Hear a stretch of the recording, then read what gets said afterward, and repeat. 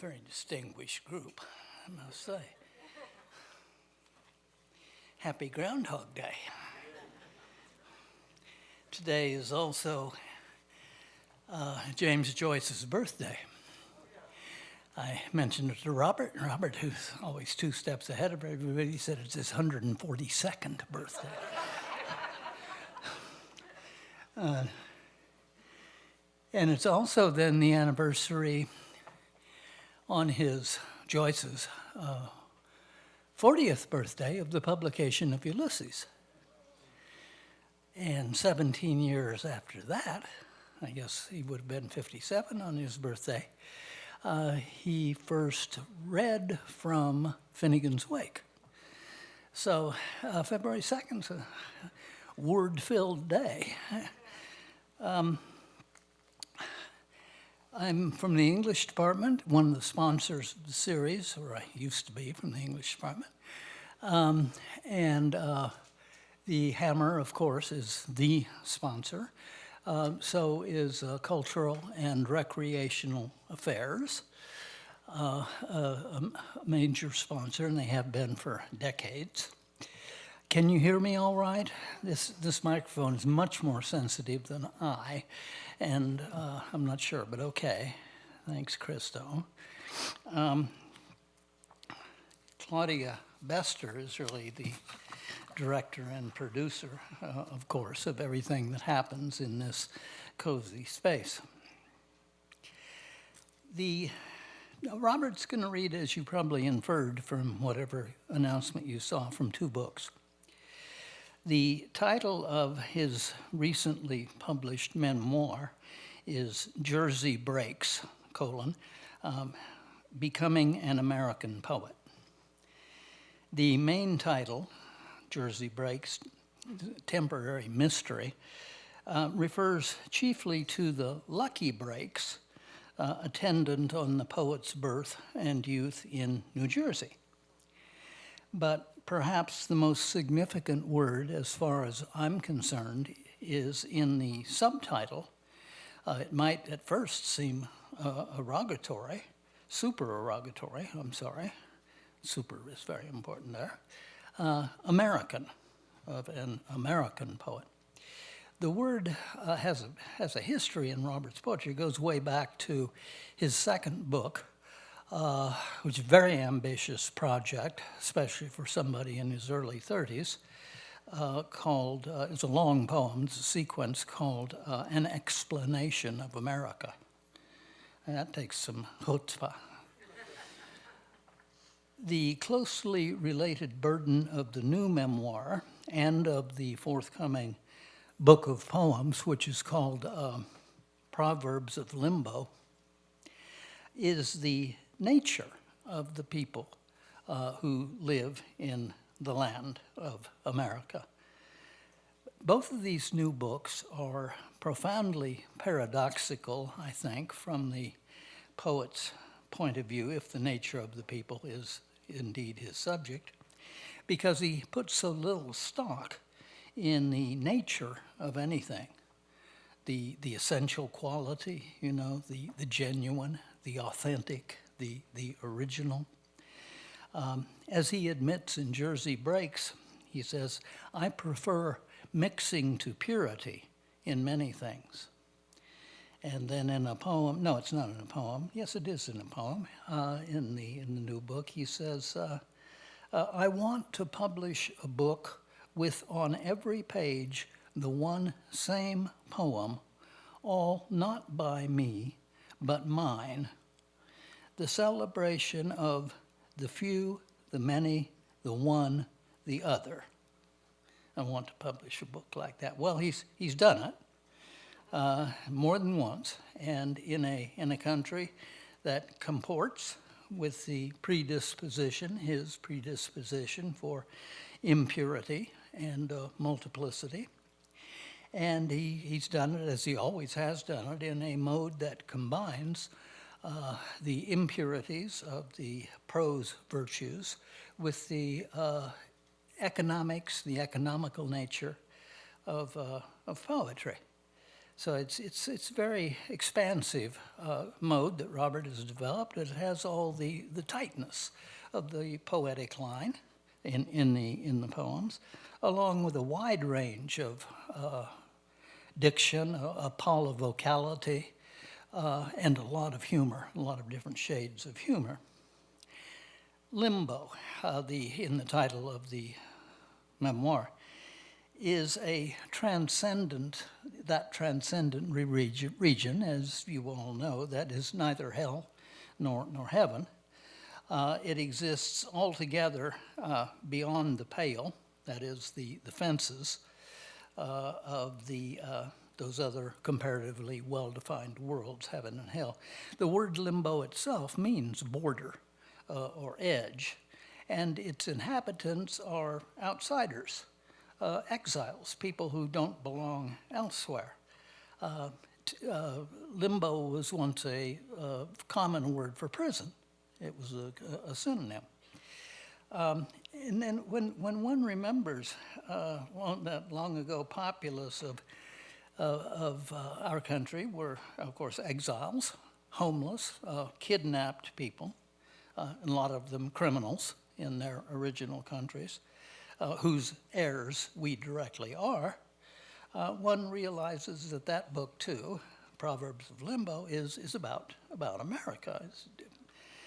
Robert's poems, unlike many current poems, they often call up a host of people, and the people have names. And the names become especially rich in Robert's verse as he looks at them very closely.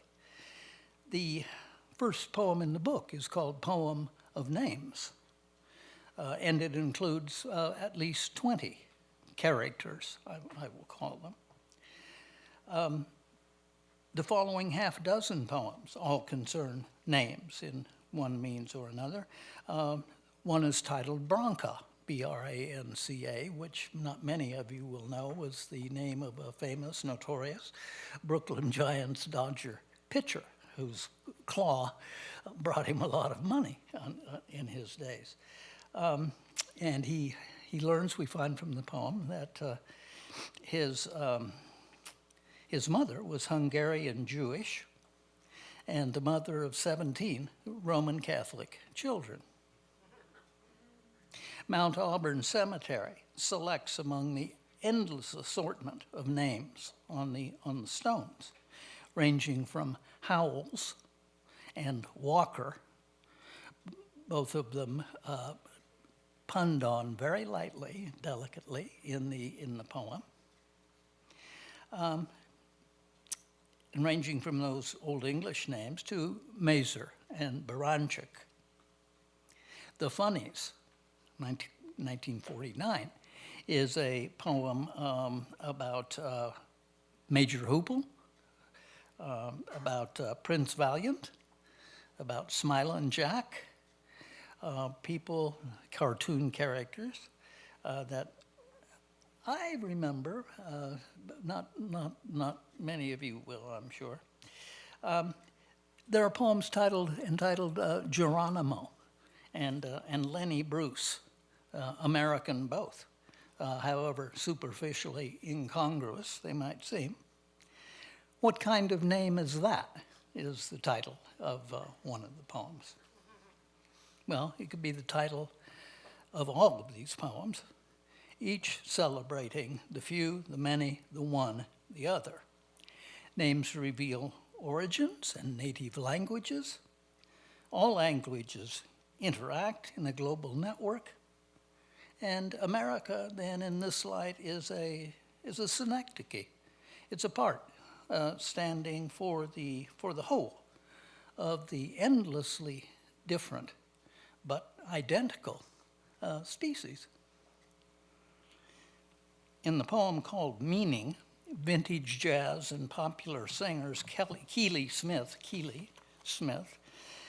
who's of Irish and Cherokee descent, and her husband, Louis Prima, who's Italian-American, both turn up, as do Emmanuel Levinas, the Jewish-French philosopher, and the great, this is Robert's phrase, the great fascist poet Ezra Pound, author of Exile's Letter, both of whom are intimately connected, Levinas and Pound, to an American poet from Jersey, whose last name designates his ancestors' origin in Pinsk, or properly, Pinkst.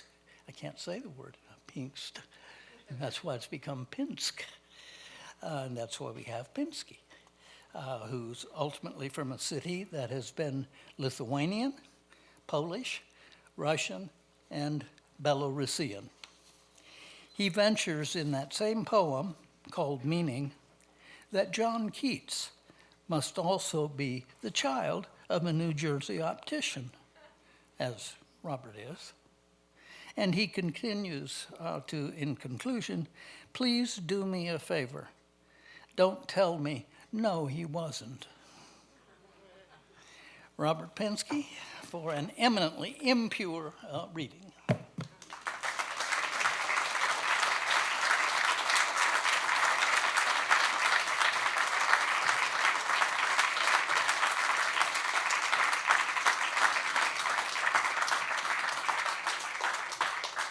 Thank you very, very much to Stephen and to the people here and to the Hammer Museum.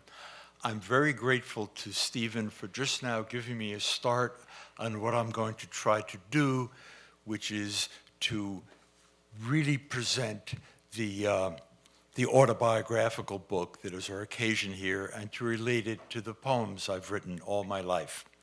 I'll try to get right to it. I need to tell you the conviction that underlies the project. I believe that the political problems and crises of the United States and the social crises and problems of the United States cannot be dealt with successfully and may not be dealt with successfully. Our only hope is that we can somehow solve the meaning of the phrase democratic culture. If the cultural issue cannot be understood and resolved, if we cannot deal with our music, our poetry, our insults, our jokes, our prejudices, our aspirations in that cultural way, then we are doomed. So that the enterprise of writing poems or making music or dancing or telling stories is not ornamental and peripheral. It is essential, and we are going to live or die on the basis of it. I'm going to read two poems.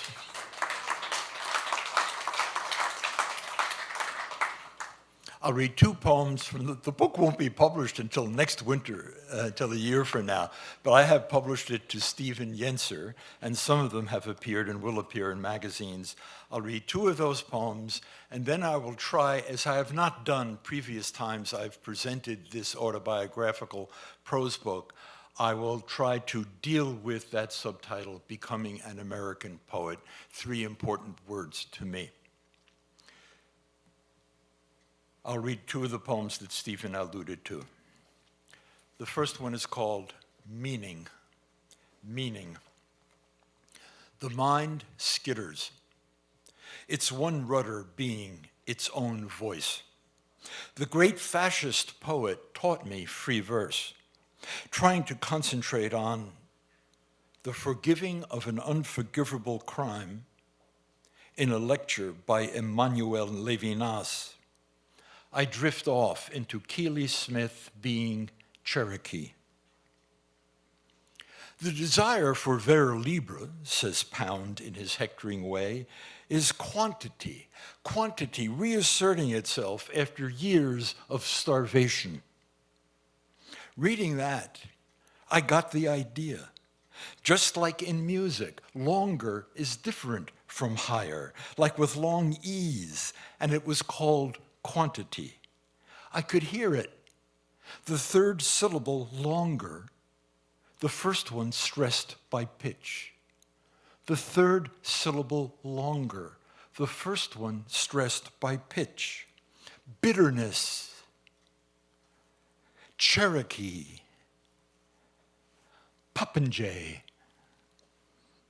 I don't pretend I was thinking about the Trail of Tears or any other unforgivable crime. I was thinking about how well she imitates Louis Prima's pelvis-forward walk, mocking the magic of it while singing like an angel in a prom dress, and how great it would be to write something that funny and impassioned. The cadence and quantities of Pound's Exile's Letter break my heart as a ritual of truth, the remote spoken ceremony of atonement. At the same time, I scorn that nostalgic celebration of drunken friendship among exquisite diplomats of an ancient ruling class. And to use starvation as a figure of speech. The airy dynamo of song animates the shadows. And speaking of shadows, who has a right to forgive? White soldiers took away the Indians' horses. In old Ukraine, the nationalists first mutilated some Jews. Then they made them dance and sing naked before killing them, as a way of showing what they'd like to do to the Poles. Or was it to the invading Germans? Is the point humiliation beyond forgiveness? Do the damned impregnate the enslaved to make an unforgivable point, also to deny it? Even poor John Keats, in his letters, enjoys a little minor Jew baiting. Who do I think I am to forgive him? After all, I am him. He, too, was the child of a New Jersey optician, and please do me a favor. Don't tell me, no, he wasn't. In the letters, and people like me, Keats's letters are like scripture. We get very pious about Keats's letters. And imagine I'm reading Keats's letters and hero worshiping the poor young man writing these letters. And at one point he says, I'm ready now. I'm ready to be as, what does he say? I'm ready to be as false and funny as any literary Jew. To put it in my response in 2 words, so what? There's so much worse in the world, and there's so much good in John Keats. And nobody was ever worse than Ezra Pound, but then there was good in him. He did teach me about quantity and free verse. I'll read one other poem, and then I'll read prose to you. This is my most recent poem. It takes its name from the name of one of the important friends of my parents in the town where I grew up.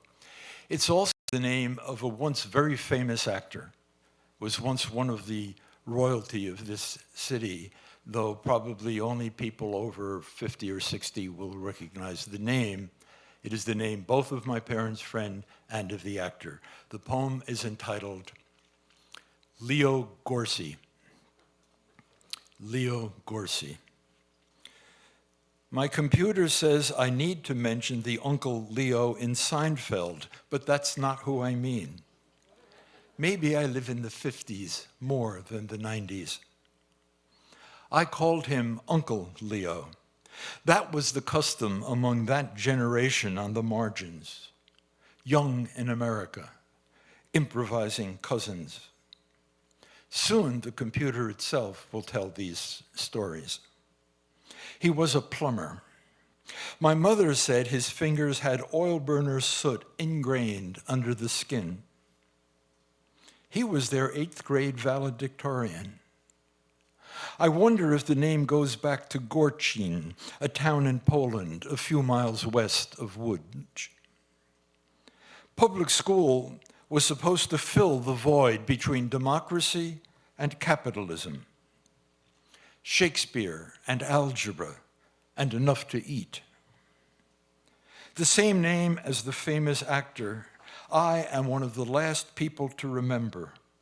It's possible the two of them were cousins. My father had a uniform for Gorsey's Oilers, a basketball team that Uncle Leo sponsored. Like boxing, it used to be a Jewish game. His father was a Gorsey plumber before him. Everybody blamed him for making Leo quit school, but the old plumber wanted his son for a partner. Maybe today a smart kid might quit school to teach my computer how to write my poem. Was ingrained soot my mother's parable? What could it mean?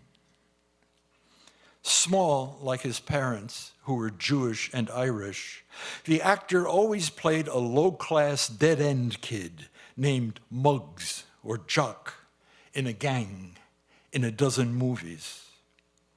My Uncle Leo was tall.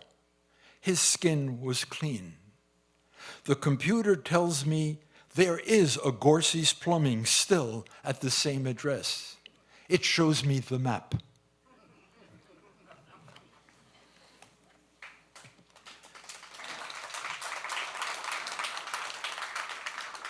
Thank you, and it is true. Imagine my eyebrows going up when I asked my computer about Leo Gorsey. Of course, the actor was all over it, but then it also was very eager to show me Gorsey's Plumbing on 2nd Avenue in Long Branch, in the same street where my Aunt Sophie Gorsey used to make me a sandwich. I'll read the little preface or introduction to this book, Jersey Breaks, Becoming an American Poet, and then I'll try to pick some passages that get it, in a way they get it why I tend to call it an autobiography rather than a memoir. I didn't mean to make this a book of all my coolest memories, though I hope there's some interesting memories in there. I wanted to tell the story,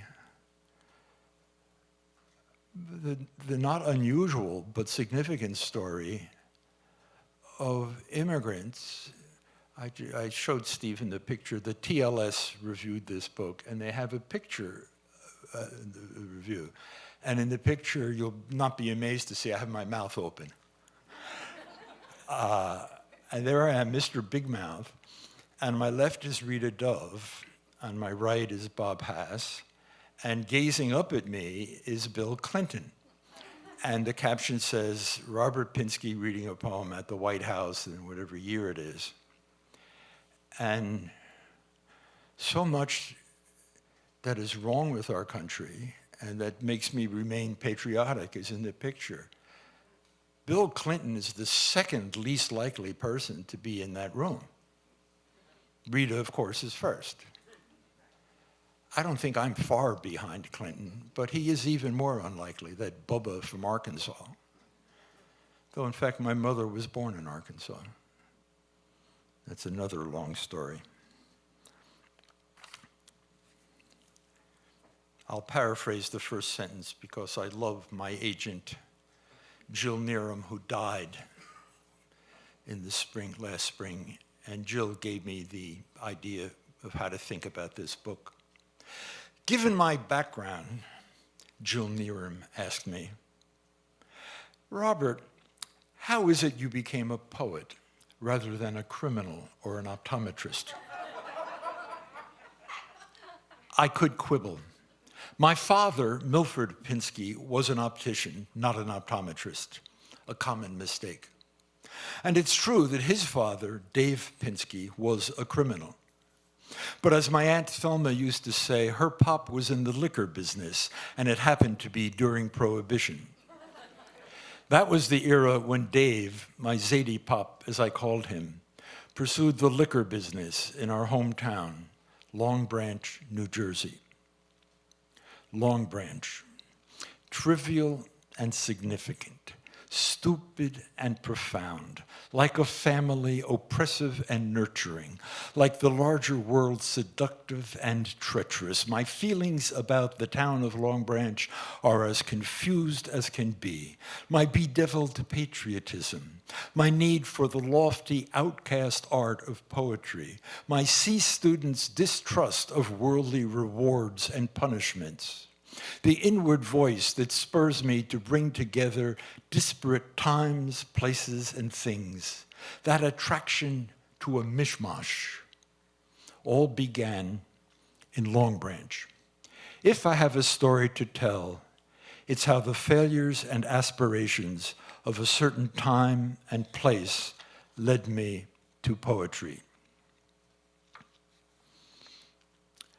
I'll now read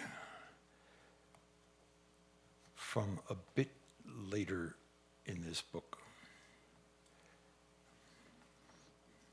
Immediately dissatisfied with my selections, but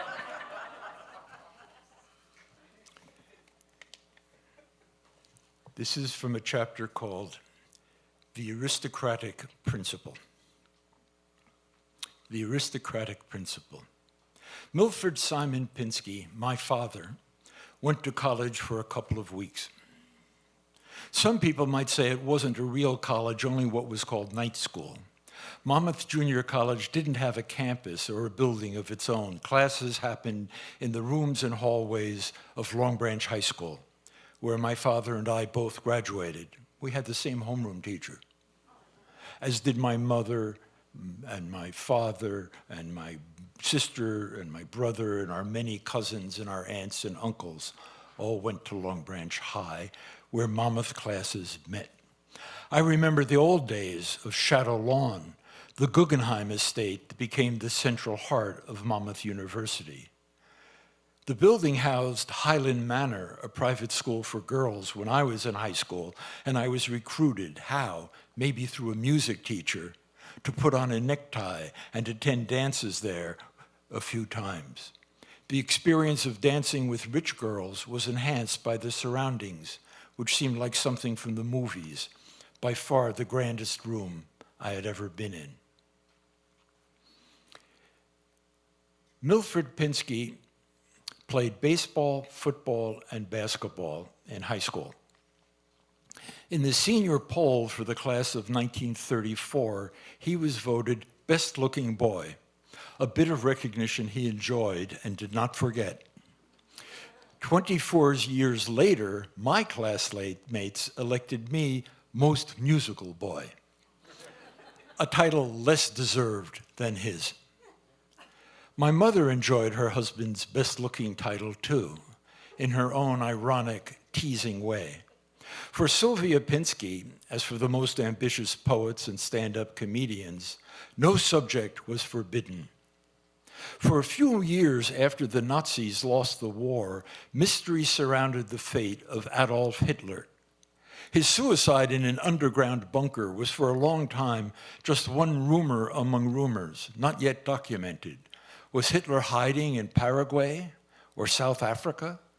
Or maybe he had plastic surgery, then got himself smuggled into the United States.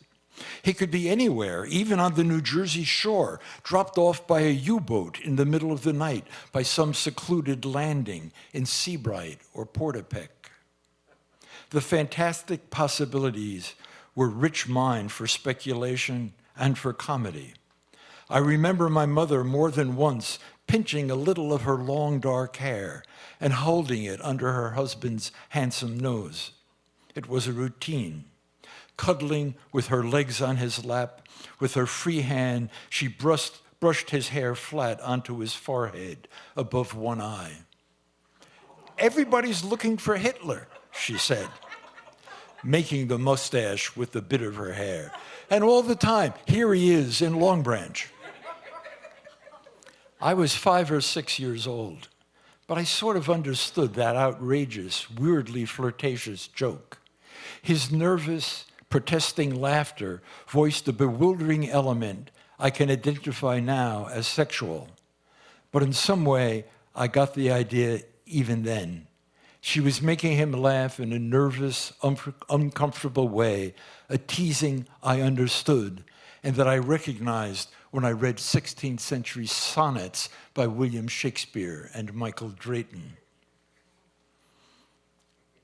With the same kind of half-understanding, I got the point when Sylvia said in her husband's family, he and the other kids most of the time couldn't use the bathtub because their father was using it for making gin.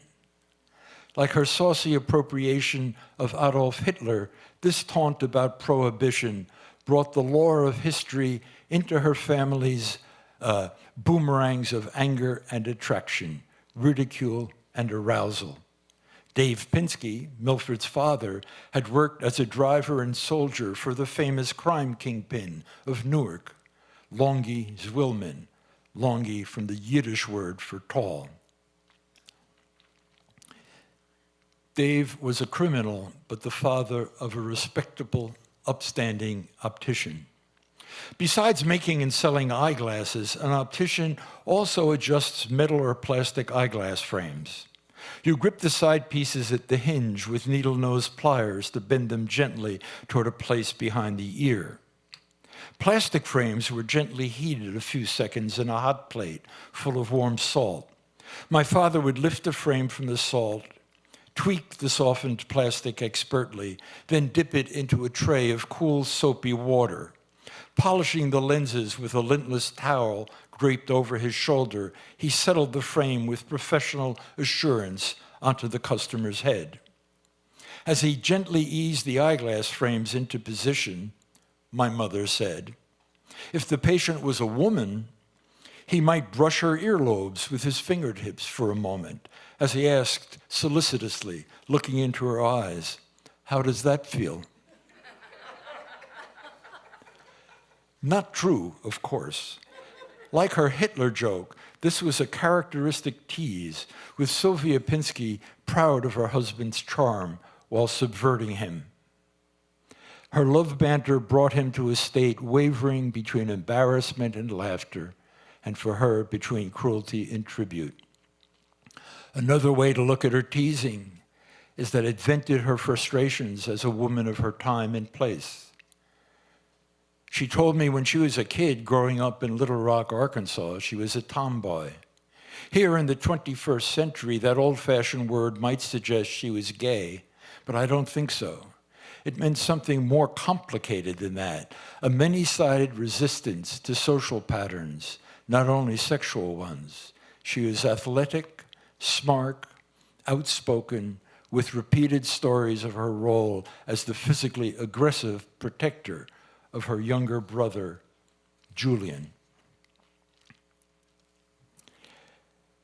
Joking and sexy teasing, feigned and actual love anchor, are deeply related to the sources of poetry.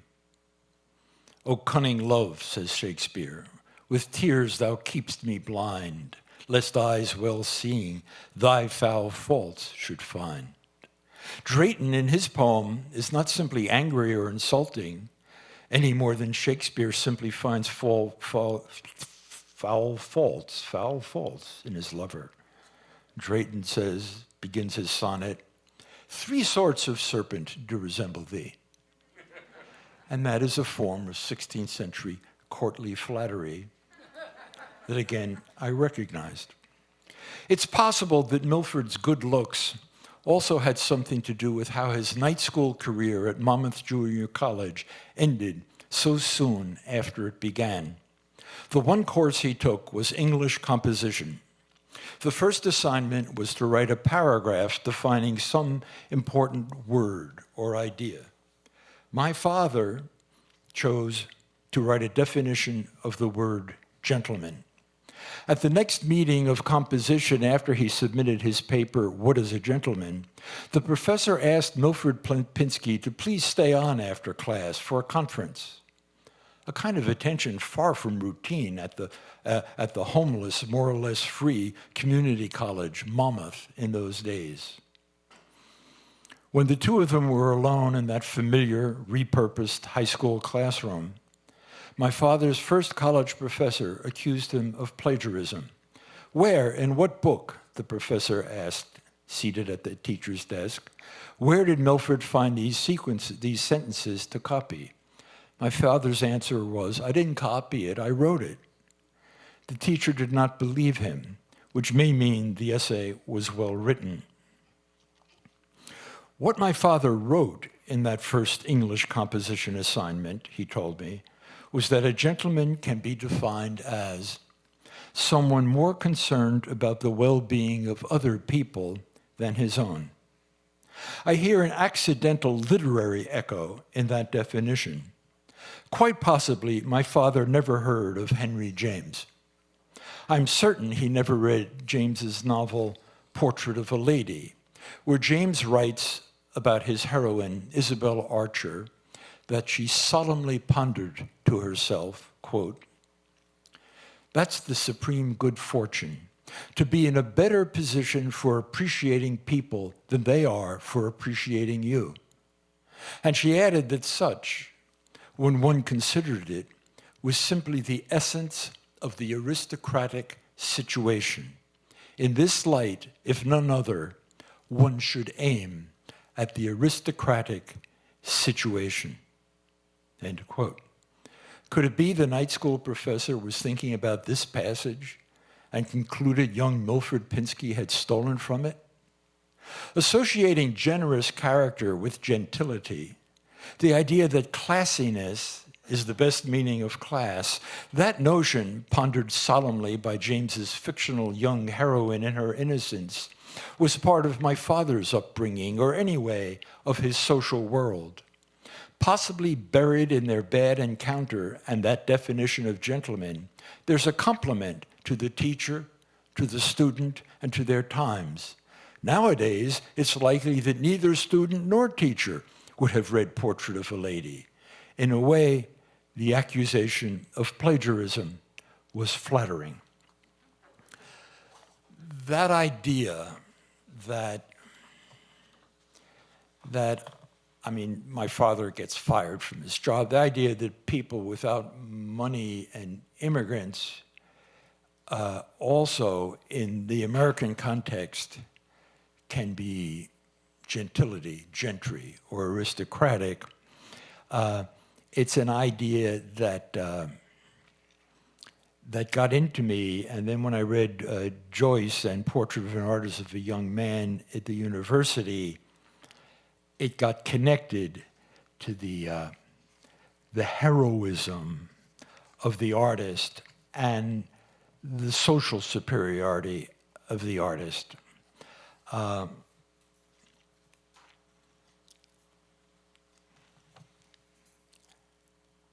read a little bit about my reading as a child. I talk about Ivanhoe and how the movie, the book. I also read and reread Mark Twain's Connecticut Yankee in King Arthur's Court. That book mocked old European pieties and hierarchies while also making them fascinating. Twain's King Arthur was a jerk, but genuinely noble. I read the novel Ivanhoe and saw the movie, in which order I can't remember. In Walter Scott's tale, the oppressed Saxons suffered as displaced underdogs, bravely loyal to their old nobility, even though the snooty, dominant Normans treated them like dirt. As a disciple of Twain, I chose even then to refer to the writer as Walter Scott, without the Sir. Ivanhoe, played by Robert Taylor, not his real name, had class. The nasty Prince John, played by Guy Rolfe, did not have class. Neither did that crook, the Sheriff of Nottingham, played by Basil Rathbone. Elizabeth Taylor, her real name, certainly did have class, and so did the beautiful Jewish girl, Rebecca, that she played in the movie Ivanhoe. At the age of 11, from limited perspective of Long Branch in the middle of the 20th century, in a family where I heard Yiddish every day, I pondered the attachment of Ivanhoe, the knightly Saxon, to the Jew named Isaac of Monmouth, played by British actor Felix Aylmer, and to Isaac's exquisite daughter, Rebecca. Will the Gentiles, good, bad, and indifferent ones, kill Rebecca or marry her, or what? That urgent question somehow involved three kinds of name: fictional names of characters, real or made-up names of actors, and the names of us real people. The main screenwriter for the 1952 Ivanhoe, Marguerite Roberts, was blacklisted in Hollywood after she defied the House Un-American Activities Committee. To the shame of MGM and the Screenwriters Guild, her name, she was born with it in Nebraska, was removed from the movie's credits. For 9 years, she could not work as a screenwriter. In the movie Marguerite Roberts wrote, the beautiful Jewess Rebecca of Monmouth is condemned to burn at the stake by the fanatical Christian order of Knights Templar. Rescued from burning by Ivanhoe, Rebecca is Elizabeth Taylor at the height of her radiance. As a clumsy Norman warrior, the hefty character actor who portrays a man falling in love with Rebecca against his will could recognize she was something special. So could an 11-year-old boy.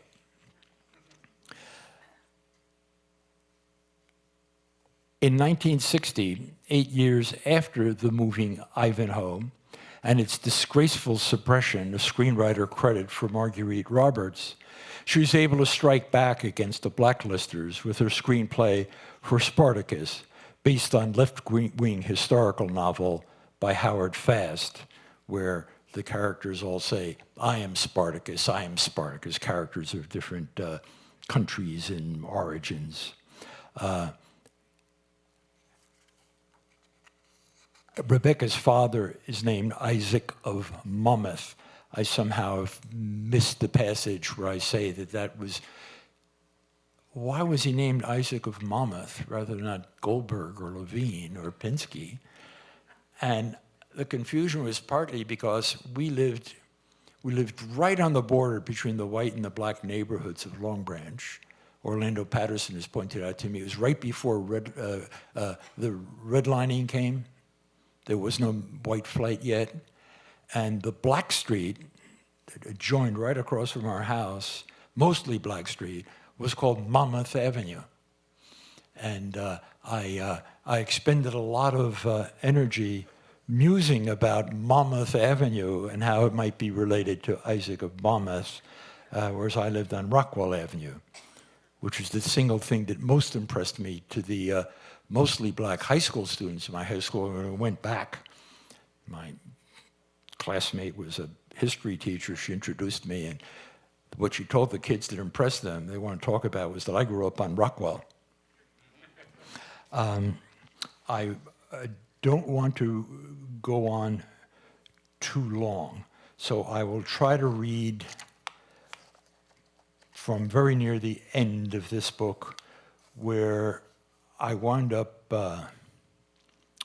alluding to Ivanhoe again, and where I try to write about the favorite poem project as the main thing I have done as distinct from things I've written and my family. Those are the most important things in my life, my family and my writing.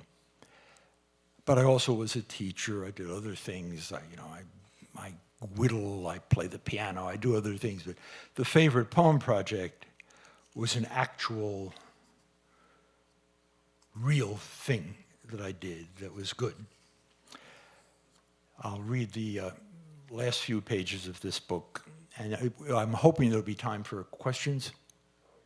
Yeah, good.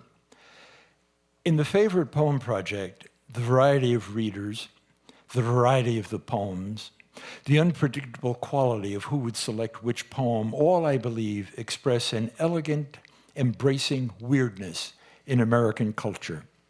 The videos often present social and political realities: immigration, slavery, public education, wars, languages, presenting indictment and shame, along with plenty to admire. The project is, in a hopeful, unresolved sense of the word, patriotic.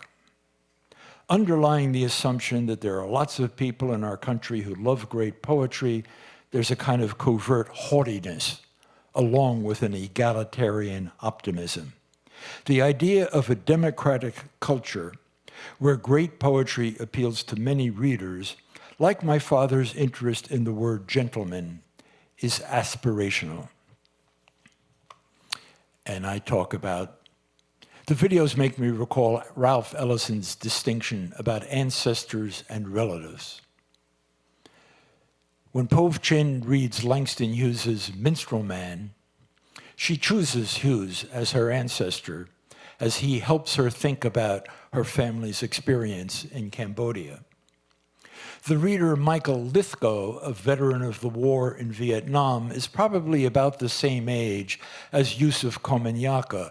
Although Lithgow lived in Washington, D.C., he avoided the memorial wall until he agreed to be filmed there, reading Komunyaka's poem there for an unforgettable video. Lithgow was a bomber pilot in the Vietnam War. Lithgow had chosen his contemporary and fellow veteran Komunyakaa as an ancestor, as the Jamaican immigrant Seth Rodney chose Sylvia Plath, commenting explicitly in another, I think, wonderful segment on the many differences between himself and Plath. In the anthology, Americans' Favorite Poems, the order is alphabetical. So Zoji ends the volume, coming after William Butler Yeats, Sonito Yoshitada, and Adam Zagajewski. In Dr. Lin I, the reader's headnote for The Way of the Water Hyacinth, explaining why he selected it, his comment is well written in an alliterative way that deserves to be called poetic. He wrote, the Burmese doctor wrote about the poem by Soji.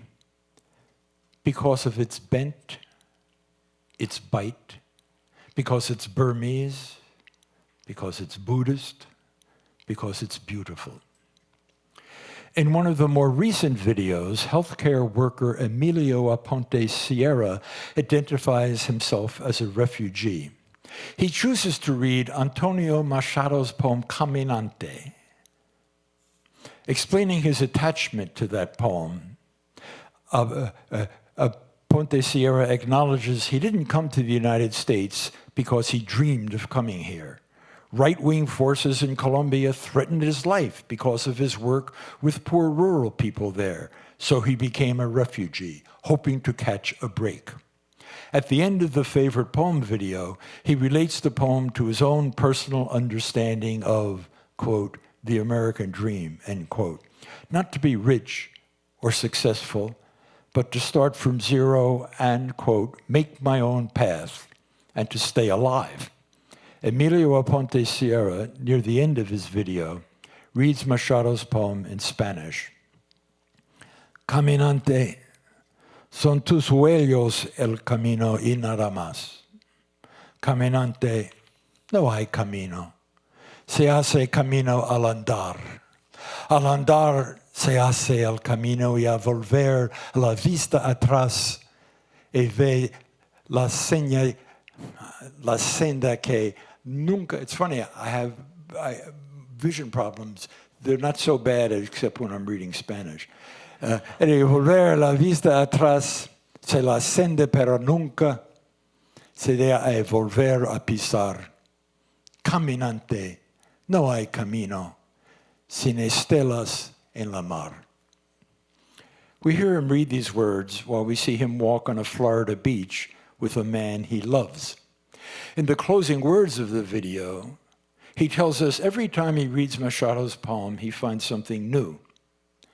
Earlier in this segment, he reads the poem in a good English translation by Mary Berg and Dennis Maloney. Traveler, your footprints are the only road, nothing else. Traveler, there is no road. You make your own path as you walk. As you walk, you make your own road. And when you look back, you see the path you will never travel again. Traveler, there is no road, only a ship's wake in the sea. Of course, the English words, traveler and road, with their separate roots, cannot convey the poetic effect of caminante and camino. You can't say road and roadgoer in English.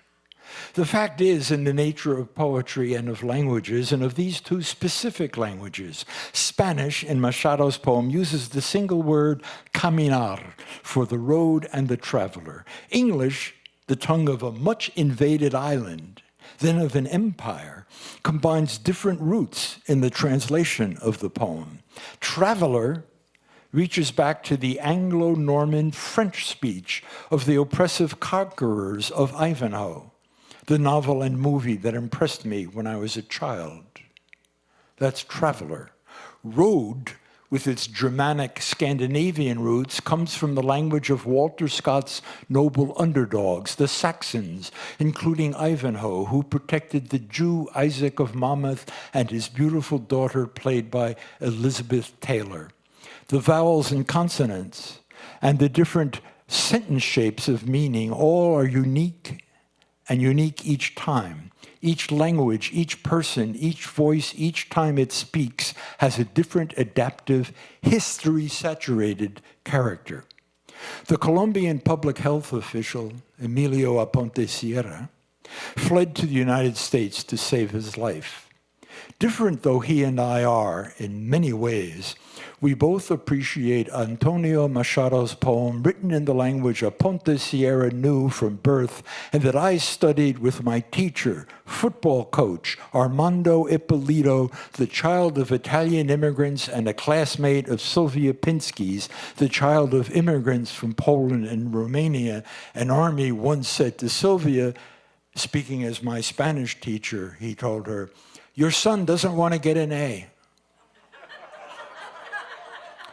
Which is a deep truth about me. These connections, by language and blood, by exile, desperation, chance, and hallowed custom, forgotten or remembered, can be denied or affirmed, or both and all, as I attempt in my poem, Samurai Song, inspired by a Japanese poem I heard at a favorite poem reading in Kansas. The poem, in a way, denies but makes a catalog of needs of other people. Absence can be a form of presence, is the idea. Samurai Song. When I had no roof, I made audacity my roof. When I had no supper, my eyes dined. When I had no eyes, I listened. When I had no ears, I thought. When I had no thought, I waited. When I had no father, I made care my father. When I had no mother, I embraced order. When I had no friend, I made quiet my friend. When I had no enemy, I opposed my body. When I had no temple, I made my voice my temple. I have no priest, my tongue is my choir. When I have no means, fortune is my means. When I have nothing, death will be my fortune. Need is my tactic, detachment is my strategy. When I had no lover, I courted my sleep. You may proclaim independence by invoking dependence in its different forms, from parents through temple and choir to the lover and to the end. As you continue on your way through presences and absences, you make a path to your destination. When you look back, you can see the path you will never travel again, a subsiding marker, like the wake of a ship. Thank you.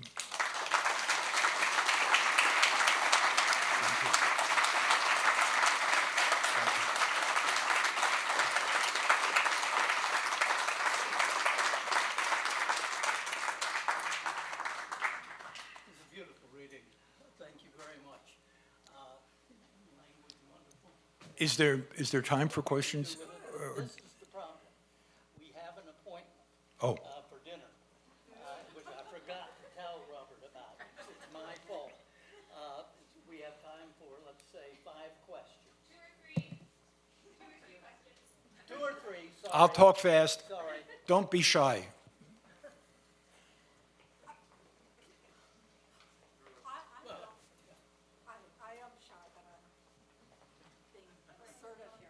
hope you'll have time to sign this.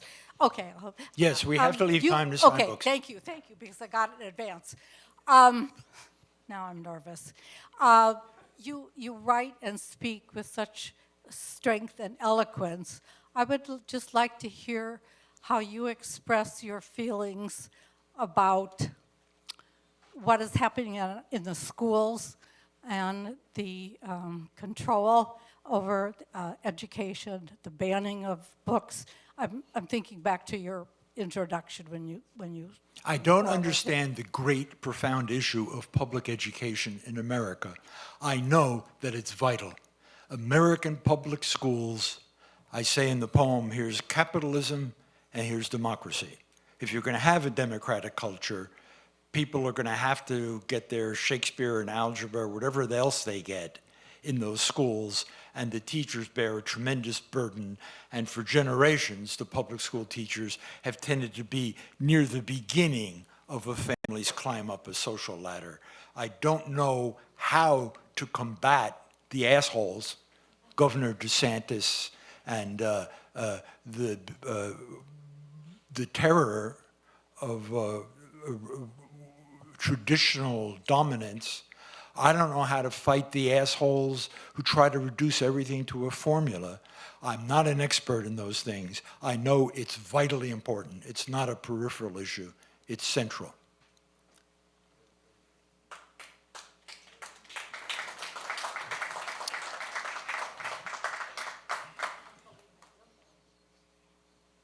Yes, sir. What's your musical background and how does it relate to poetry? My musical background is the basis of my poetry. Thanks to the Long Branch Public Schools, when I was in the 7th grade, Dr. Winthrop, I realize now his name must have been Weintraub. He had the name Winthrop and he had a European accent. He handed me a clarinet mouthpiece and do this, and I made a sound. So I got free lessons. Eventually I got an instrument. I earned money playing gigs of a very low kind, fraternity dances, high school bar mitzvahs, weddings, bars, and I bought a Buescher Aristocrat tenor. And I could hero worship the modern jazz quartet and John Coltrane, and that got me through high school. I was a very bad student. I got in trouble, but I had an identity. I was not a great athlete. I was not popular socially. I was the music guy. And then when I got to Rutgers, I realized that I was not so hot at playing the horn. And I immediately started to try to do with my poems that way. When you're playing a good chorus, the jazz solos will each time there's another and more kind of emotion. It's my model. 2 more questions, because then we have to do the signing too. Yes, ma'am. Yes, sir.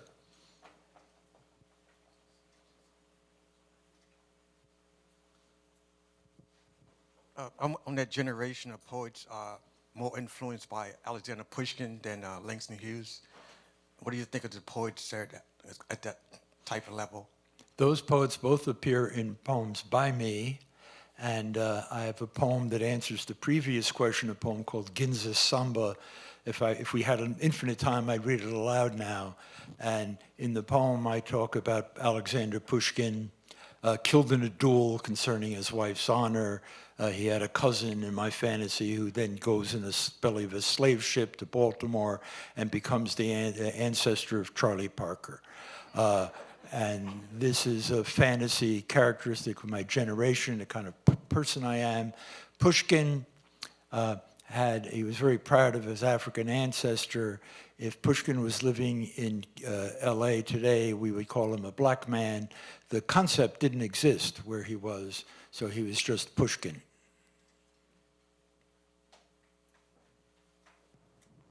I want to recommend the favorite poem videos more explicitly. You go to favoritepoem.org and you can see the Cambodian kid read the Langston Hughes, and you can see Sierra Aponte, you see Emilio read the Antonio Machado poem, and so forth.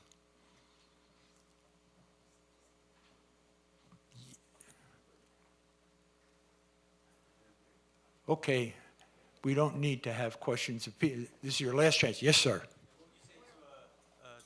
What would you say to a young writer who's kind of questioning every decision, every word, who's kind of wants to do something creative but is not? I'll have to ask you to speak a little. What would you say to a young writer who's questioning every decision and every word? I say to a young writer, find things you admire and would like to write something like. Keep a journal. When you type out with your fingers, not cut and paste, if there's a poem you love by Langston Hughes or Pushkin in translation, I'm assuming you don't know Russian, if you find a poem you love by Henri Cole or by Carol Muskie, write it out and study it. Yeats says a very intelligent thing in Sailing to Byzantium, one of the greatest poems ever written in English. There's no school for studying, no school for poetry, but studying monuments of its own magnificence. I'm not talking about reading what's popular, reading what people your age or a little older write. That's fine. Find out what you think, not your teacher thinks, what you think is monumentally important. And get that monument maybe by heart. Certainly read it over and over again. Study with Emily Dickinson. Study with Gerard Manley Hopkins. Study with Shakespeare. Study with Pablo Neruda. Make that your guide. And that is the best possible singing school. Thank you, everybody.